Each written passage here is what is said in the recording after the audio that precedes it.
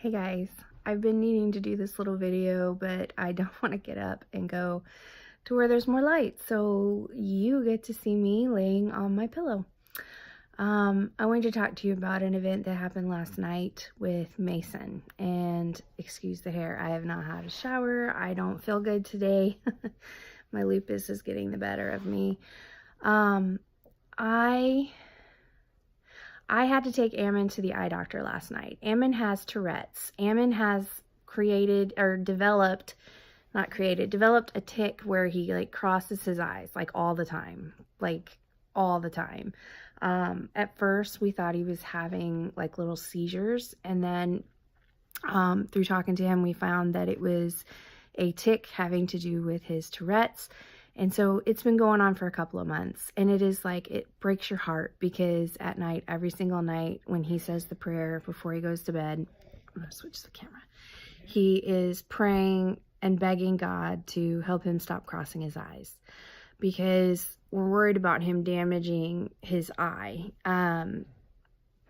So I felt prompted to take Ammon into the eye doctor, and it was his time for his yearly eye exam. So I was like, oh, okay, well, we'll do it both at the same time and get the dilation and find out if he, has a real problem or something. So I took him to the eye doctor, and they start doing all the tests, and it was actually really funny, because he was really worried at first that he has done something damage to the muscles in his eye. He didn't, which is good. He did not. But they put the things over your eyes, the big goggle things where they switch the prescription and have you read the numbers and the letters and all that. And it was really funny because he looked at it first and he was like, he was trying really hard to get the letters on some of the bigger ones. And then she flips down the things and he goes, oh, I can see that. How did I not know that was a blah, blah, blah? And he was so excited because he could finally see. And it's not a huge prescription that he needs. Like, he doesn't even have to wear the glasses all the time if he doesn't want to, but it is a prescription for, he's nearsighted, and his left eye is worse than his right eye. And so he was just like, I can't believe I could see. I had no idea I couldn't see that well. And I was just like, thank the Lord that we figured this out. And hopefully it will help with the eye crossing, because I think that he started crossing his eyes because, personally, this is what I see, is that he was having trouble seeing out of that eye. So when he brought it over and back, it refocused the eye. That's my theory. It could have just been a Tourette's thing and he just started it and couldn't stop. So he will be getting his glasses in a week. Now, Mason, anyway, I took him into the eye doctor and I had to get all of that done. In the meantime, there was horrible traffic on the expressway, and I knew that my husband was not going to make it to the hospital on time to get to his job. He does CT scans at a hospital. Third shift.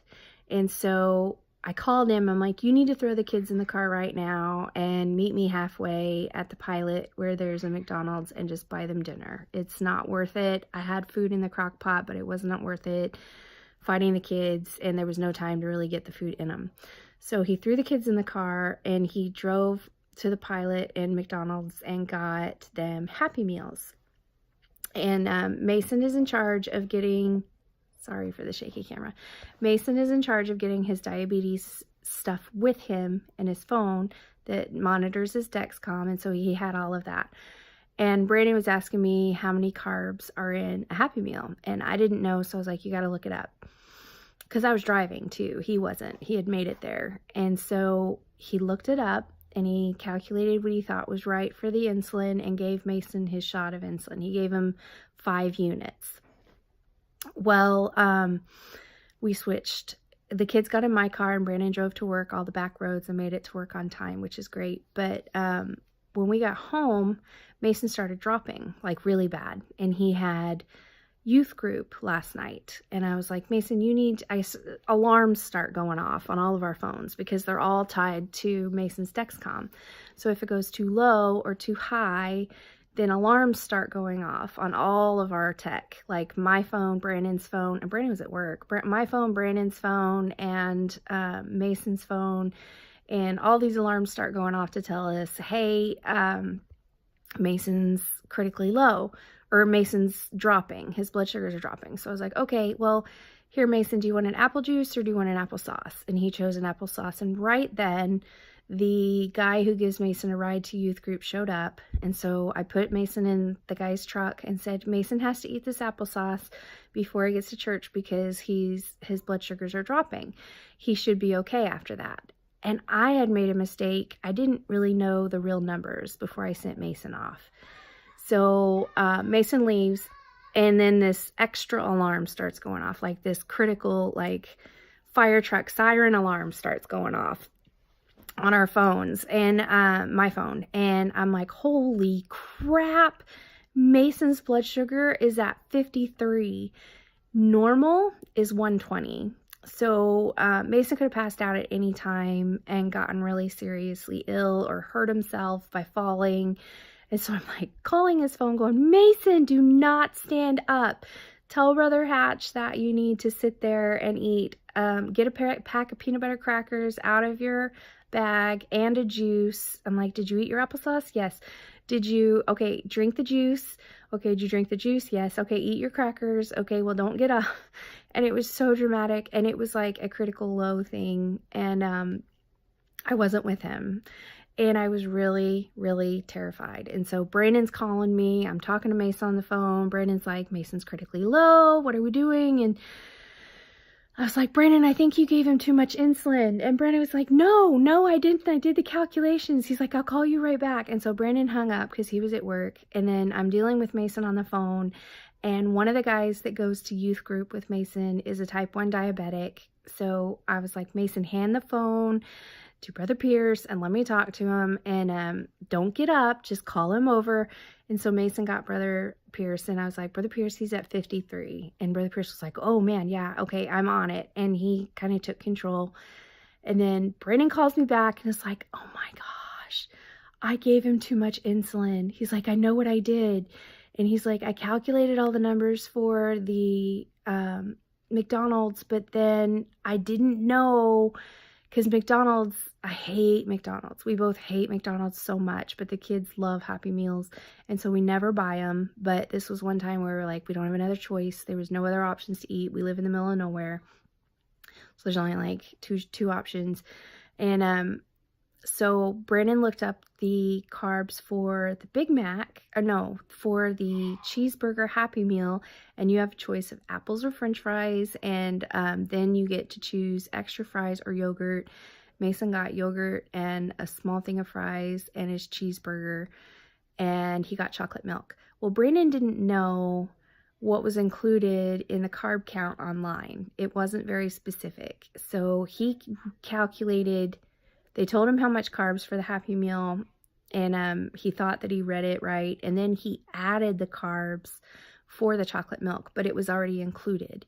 So Brandon gave him 5 units of insulin, and he was only supposed to get 3.5. That's never happened to us before. It's an honest mistake. Brandon had 3 kids he was dealing with and running around trying to get ready to work. I mean, nobody's mad at Brandon or anything. It was just an honest mistake. But Mason took a really long time to come back up on his blood sugars, and I wasn't there.